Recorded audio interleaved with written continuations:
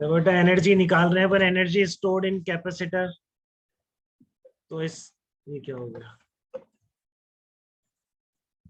ठीक है, energy stored in the capacitor निकाल रहे हैं अपन। तो एनर्जी कितनी स्टोर होगी, क्योंकि आप कह रहे हो कि कैपेसिटर में क्या होगा, इलेक्ट्रिक फील्ड भी होगा। ठीक है ना, और मेन पर्पज एनर्जी का ही है, हमको एनर्जी स्टोर करनी थी, इसलिए हम ये सब कर रहे हैं, नहीं तो कोई जरूरत नहीं थी ये सब करने की। ठीक है ना, एनर्जी स्टोर करने के चक्कर में ही सारी कहानी है सब किया। ये सब एनर्जी स्टोर करने के लिए हो रहा है कि हम एनर्जी को स्टोर कर सकें और जरूरत पड़ने पर यूज कर सकें। तो आपका ये दो कंडक्टर्स हैं, एक को आपने प्लस क्यू और एक माइनस क्यू चार्ज दिया। तो यहाँ पर दोनों अनचार्ज थे और यहाँ पर दोनों में चार्ज आ गया। तो इससे ये आपकी इनिशियल स्टेज थी, ये फाइनल स्टेज है। तो इनिशियल से फाइनल ट्रांसफर होने में जो एनर्जी का डिफरेंस है वो कितना होगा। ठीक है ना, तो यहाँ पर हम इलेक्ट्रोस्टैटिक एनर्जी की बात कर रहे हैं, इलेक्ट्रिक फील्ड की एनर्जी की। तो इलेक्ट्रोस्टैटिक फील्ड कैसा होता है, कंजर्वेटिव फील्ड होता है बेटा। तो जब आप इनिशियल से फाइनल सिचुएशन में ट्रांसफर कर रहे हैं यहाँ से इस साइड में, ठीक है, तो आप कोई भी प्रोसेस डिजाइन कर लीजिए, बस उसका इनिशियल रिजल्ट ये होना चाहिए और फाइनल रिजल्ट ये होना चाहिए। उस प्रोसेस में जो work done by electric field होगा उसका नेगेटिव क्या होगा, आपका स्टोर्ड एनर्जी के बराबर हो जाए। ठीक है ना। तो देखो मैंने एक ऐसी प्रोसेस डिजाइन करी है कि मैं एक थोड़ा थोड़ा ट्रांसफर इससे करता रहता हूँ, पॉजिटिव चार्ज। ठीक है ना, तो यहाँ पॉजिटिव चार्ज यहाँ पे आ रहा है, तो यहाँ पर नेगेटिव चार्ज क्रिएट होता है। तो बहुत स्मॉल डी क्यू के टुकड़े ट्रांसफर कर रहा हूँ एक कंडक्टर से दूसरे कंडक्टर। ठीक है ना। तो फाइनल जब ये किसके बराबर हो जाएगा, कैपिटल क्यू माइनस क्यू के बराबर हो जाएंगे चार्ज दोनों पे, तो आपकी फाइनल स्टेज आ जाएगी। तो इस प्रोसेस में मुझको एनर्जी स्टोर निकालनी। देखो मैं यहाँ पे कोई सा भी पैरेलल कैपेसिटर या कैसा भी यूज नहीं कर रहा हूँ बेटा, ये बहुत जनरल एक्सप्रेशन है, किसी भी तरह के कैपेसिटर में वैलिड है। ठीक है ना।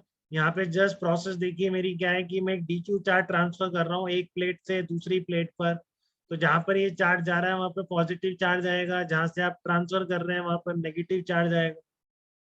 ठीक है, क्योंकि मैं पॉजिटिव चार्ज ट्रांसफर कर रहा हूँ। तो इस प्रोसेस में वर्क डन कितना होगा, तो डी क्यू चार्ज को एक प्लेट से दूसरी प्लेट तक जाने में कितना इसकी एनर्जी में चेंज आया, वो इस डी क्यू चार्ज का एनर्जी चेंज हो जाएगा। अगर ऐसे सारे डी क्यूज का ऐड कर दोगे एनर्जी को, तो आपको क्या मिल जाएगा, टोटल एनर्जी स्टोर्ड मिल जाएगी आप। ठीक है ना। तो वही अपना पर्पज है कि जो आप डी क्यूज इंस्टॉलमेंट में ट्रांसफर कर रहे हैं, एक डी क्यू का एनर्जी चेंज लिखिए फिर सबका इंटीग्रेट कर दीजिए। ठीक है ना। तो इसमें कहीं पर भी मैं कैपेसिटेंस सी यूज नहीं कर रहा हूँ। ठीक है ना, कि पर्टिकुलर मैं epsilon not A by D use कर रहा हूँ या फिर 4 pi epsilon not A B upon B minus A use कर रहा हूँ, जो आपने कल निकाली थी पैरेलल और स्फेरिकल कैपेसिटर की कैपेसिटेंसेस। यहाँ पे बहुत ही बेसिक डेफिनेशन यूज कर रहा हूँ। तो डी क्यू की एनर्जी में कितना चेंज आएगा, डी क्यू इंटू इस प्लेट का पोटेंशियल, जिसको मैं वी प्लस कह रहा हूँ, माइनस इनिशियल कितनी एनर्जी होगी डी क्यू जब यहाँ पर था, तब इस नेगेटिव प्लेट पर जो पोटेंशियल होगा। तो इस डी क्यू पॉजिटिव चार्ज को एक प्लेट से दूसरी प्लेट तक ट्रांसफर करने में इसका पोटेंशियल एनर्जी का जो चेंज है वो हमने बिल्कुल बेसिक डेफिनेशन से लिखा है, डी क्यू इंटू इस प्लेट का potential minus D Q into this plate का पोटेंशियल। तो ये क्या एक्सप्रेशन बन जाएगा, D U equal to D Q V plus minus V minus. अब यहाँ पर थोड़ा ध्यान से देखिए, ये दो प्लेट्स हैं, एक पर प्लस क्यू और एक पर माइनस क्यू है। ठीक है, तो क्या इस स्टेज पर पोटेंशियल डिफरेंस में क्यू बाई सी लिख सकता हूँ क्या, बताइए। क्या ये डेफिनेशन है क्या कैपेसिटेंस की जो आपको बताई गई, यहाँ पर जो ये पोटेंशियल डिफरेंस आया है। ठीक है ना, ये जो पोटेंशियल डिफरेंस यहाँ पर आ रहा है V plus minus V minus, क्योंकि एक पर प्लस क्यू दे रहे हैं एक पर माइनस क्यू दे रहे हैं, तो इस पोटेंशियल डिफरेंस को मैं क्यू बाई सी लिख सकता हूँ क्या, किसी को दिक्कत तो नहीं है इसमें। आर्नव आप बताइए, आपको बुरा तो नहीं लग रहा है? या सर आपकी बीच में आवाज कट गई अभी, क्या बोला आपने लास्ट में? मैं कह रहा हूँ आपको बुरा तो नहीं लग रहा है वी प्लस नहीं माइनस सर, वी माइनस नहीं को सर। क्यू बाई सी लिखना, डेफिनेशन है कैपेसिटेंस की। ठीक है। Yes sir.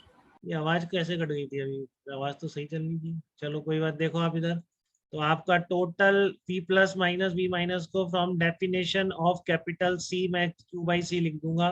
तो डी क्यू चार्ज का एनर्जी चेंज कितना आया एक प्लेट से दूसरे प्लेट तक जाने में, D Q into Q by सी।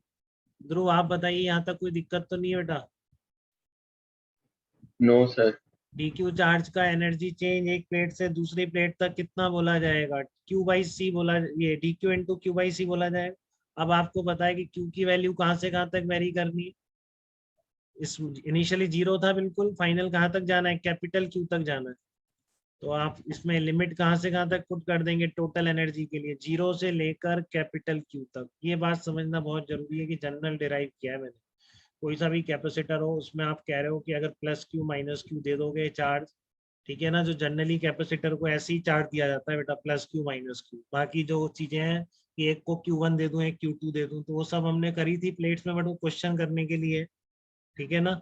तो वैसे क्वेश्चन अभी आगे भी आएंगे, बट प्रैक्टिकल चीज यही है कि आप उसको एक बैटरी से कनेक्ट करते हो तो एक पर प्लस क्यू एक पर माइनस क्यू आएगा। अब बैटरी से कनेक्ट करने पर कैसे प्लस क्यू आता है, कैसे माइनस क्यू आता है, यही बहुत ही इंटरेस्टिंग बात नेक्स्ट जो भी आपके लेक्चर्स हैं उसमें जाननी है, ठीक है। तो क्यू की वैल्यू कहाँ से कहाँ तक वेरी कर रही है, जीरो से कैपिटल क्यू तक वेरी कर रही है। तो ये फार्मूला आ जाएगा बेटा कैपेसिटर की एनर्जी स्टोर्ड का। अगर एक पर प्लस क्यू एक पर माइनस क्यू चार्ज दे रहे हैं आप कैपेसिटर की प्लेट्स को, तो उसमें एनर्जी स्टोर्ड कितनी होगी, Q by square by two C होगी, where C is the capacitance of that capacitor. अब कोई भी कैपेसिटर हो, ठीक है ना, सी वहां पर क्या, क्योंकि मैंने कोई पर्टिकुलर एक्सप्रेशन यूज नहीं किया है बेटा, मैंने बहुत ही जनरलाइज डेफिनेशन जो मैं कल से आपको समझाने की कोशिश कर रहा हूँ वो यहाँ पर यूज करी, ठीक है ना। अब फिर आप बोल सकते हैं कि जो plus Q minus Q charge है उसमें से आप क्यू को क्या लिख सकते हैं, जो आपका plus Q minus Q charge है उसमें आप क्यू को क्या लिख सकते हैं, ऐसे लिख सकते हैं क्या, बिल्कुल from again from definition of capacitor, कि क्यू इक्वल टू क्या होगा आपका सी इंटू वी हो जाएगा। तो आप उसको यहाँ पुट कर दीजिए, ठीक है बेटा। तो कितना आ जाएगा आपका, हाफ सी वी स्क्वायर आ जाएगा। तो ये तीन एक्सप्रेशन बन रहे हैं, कोई सा भी यूज हो सकता है, ठीक है ना, सबके मीनिंग आपको क्लियर होने चाहिए। ये दो बहुत फ्रिक्वेंटली यूज होंगे आपको, ठीक है ना, Q square by two C and half C V square. ये कैपेसिटर की एनर्जी स्टोर्ड है, V is the potential difference between the plates of capacitor, आपको पता है। तो आप लिख सकते हैं half C V square energy stored है।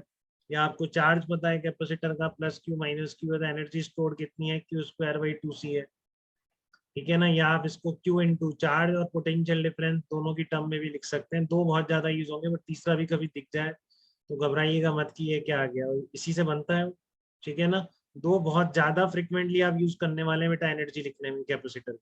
कैपिटल भी ध्यान रखिए, potential difference between the plates of the capacitor, ठीक है। तो ये बोर्ड में कैसे लिखना है इसके लिए मैंने यहाँ पूरा लिख दिया आपको, ये सब मैंने लिख भी रखा है जो बोला है। ये बोर्ड में आ सकता है, derivation derive the expression for energy stored in the capacitor. तो वो क्यू स्क्वायर बाई टू सी, मैंने वही सिखाया कि इंस्टॉलमेंट में हम ट्रांसफर करते हैं। सारी बातें जो बोली है यहाँ पर आपको लिखी मिलेंगी, ठीक है ना, सारी। और एनसीईआरटी में गिवन है प्रूफ, तो बहुत ज्यादा इंपॉर्टेंट हो गया है। तो ये प्रूफ आपको याद ही रखना और पता भी रहना चाहिए आपको हर टाइम कि मैंने कैसे Q square by two C derive करा। ये सारा इसमें लिखा हुआ है कैसे लिखना, work done during the process, जो ट्रांसफर की प्रोसेस है। तो किसी टाइम पर मान लिया प्लस क्यू माइनस क्यू है, तो from definition of potential difference. लेकिन आप ऐसे पोटेंशियल डिफरेंस ऐसे लिख के भी कर सकते हैं, नहीं तो आप जैसे मैंने बताया वहां लिख तो यहाँ तक दीजिए पूरा ऐसे, फिर आप वो एनर्जी वाला एक्सप्रेशन यूज कर लीजिए बस, ठीक है ना। वो ज्यादा अंडरस्टैंडेबल है और काफी अच्छी तरह समझ में आता है। वर्क लिखने की जगह आप ऐसे लिखिए कि डी क्यू चार्ज को ट्रांसफर करने में जो एनर्जी स्टोर्ड है, ये वाला लिख दीजिए आप, ठीक है ना।